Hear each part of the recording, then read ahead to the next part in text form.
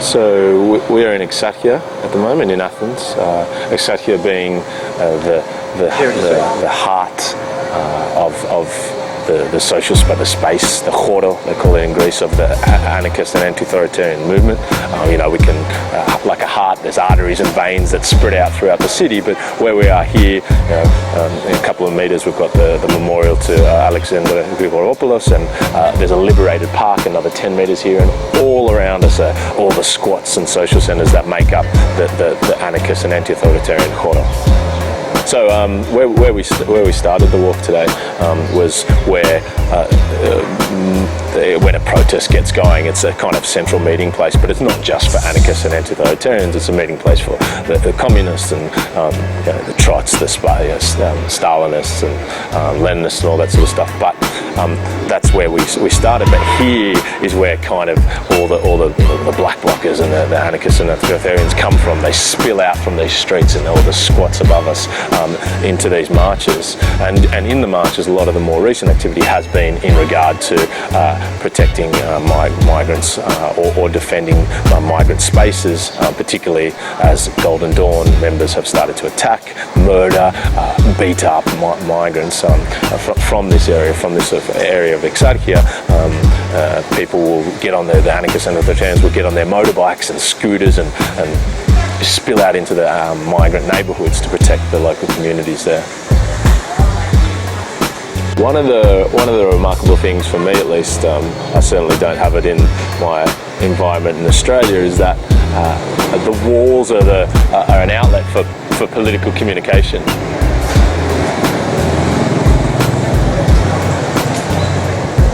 Yeah, the walls are an outlet for political communication. They're living. They're also a living art gallery, but they're a living political art gallery. And we've seen some of the posters, and they're constantly replenished and refreshed. One of the main activities of a lot of collectives is to just pump out these political posters, informing the community about what's going on. And part of the reason why they're done through posters and not websites is that it limits communication to the community rather than being available to all the police and Golden Dawn and all that. Not that they can't come into the suburb to find out this sort of stuff, but in some way attempts to limit it. But we've seen so much communication actually. To me, it feels like there's more graffiti here than there was about 2 or 3 years ago, and some quite beautiful artistic graffiti, and also the kind of hardcore political messages of anti-fascism, pro-anti-authoritarian anarchist politics.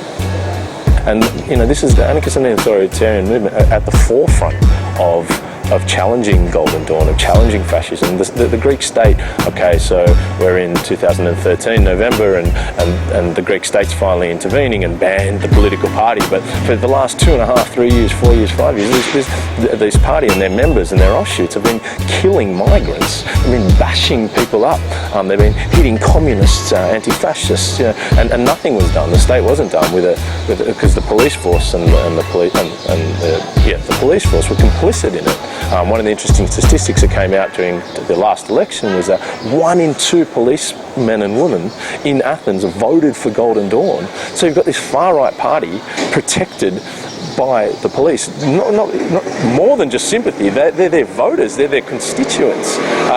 So when you hear stories in Athens about anarchists and anti-authoritarians being punished, being tortured, being had their rights violated by police, it's so significant when you know that half of the police force have been voting for these fascist groups. So then I think it has become a really big rallying point for the movement to protect migrants and to protect the community from this fascist neo-Nazi attacks. All right, so here is, we've passed a couple of spots that we could call the heart, but this is probably the most symbolic, significant spot for the more recent part of the movement, in that in 2008, on the 6th of December, a kid was shot by police about 5 metres from the spot, and initially police reports denied that they'd shot the child, and then that they'd shot the ground and it ricocheted up.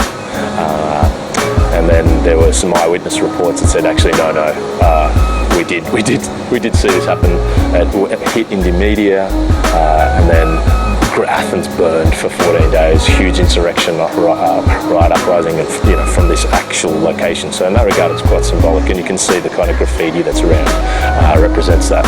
As we've been walking though, I've also seen, you see the anarchist symbols and the anti-authoritarian sort of stuff, but I've also seen a lot more than when I was here last time, anti-fascist sort of comments, some protecting, some regarding Roma and general immigration and whatnot.